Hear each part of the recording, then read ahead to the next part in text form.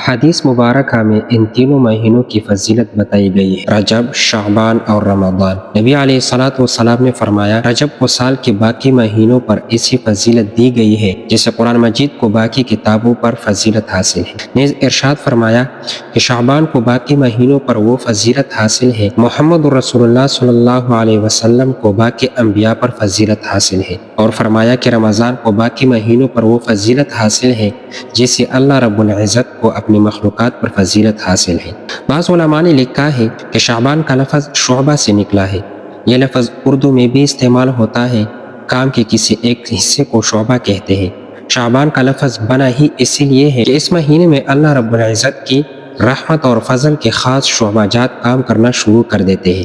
مثال کے طور پر جب ملک کے اندر الیکشن ہونے ہوتے ہیں تو کئی شعبہ جات کام کرنا شروع کر دیتے ہیں جو عام حالات میں کام نہیں کر رہے ہوتے یا تھوڑا کام کر رہے ہوتے ہیں، مگر ان دنوں میں ان کا کام بڑھا دیا جاتا ہے۔ اسی طرح اللہ رب العالمین کی رحمت اور فضل کا کام تو ہر وقت ہو رہا ہے، مگر رجب، شعبان اور رمضان میں ان شعبہ جات کے کام کو پھیلا دیا جاتا ہے۔ بعض مشائخ نے فرمایا ہے کہ اس مہینے کو اس لیے شعبان کہتے ہیں کہ اس کے 5 حروف ہیں، شین، عین، با، الف، نون۔ ان حروف کی فضیلت اپنی جگہ پر ہے۔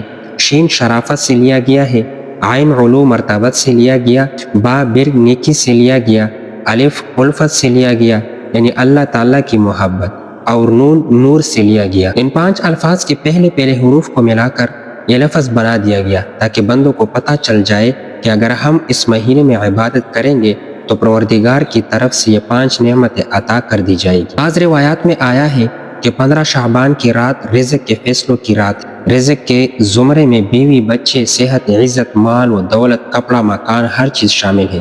گویا آج ہماری جتنی پریشانیاں ہیں وہ ساری کی ساری عموماً رزق ہی سے متعلقہ ہوتی ہے۔ نبی اکرم صلی اللہ علیہ وسلم نے ارشاد فرمایا کہ اس رات میں آدمی کے آئندہ سال زندہ رہنے یا مرنے کے فیصلے ہوتے ہیں، اور میں چاہتا ہوں کہ جب وہ فیصلہ ہو تو میں اس وقت روزے کے ساتھ ہوں، تاہم 15 شعبان کا روزہ رکھنا مستحب ہے۔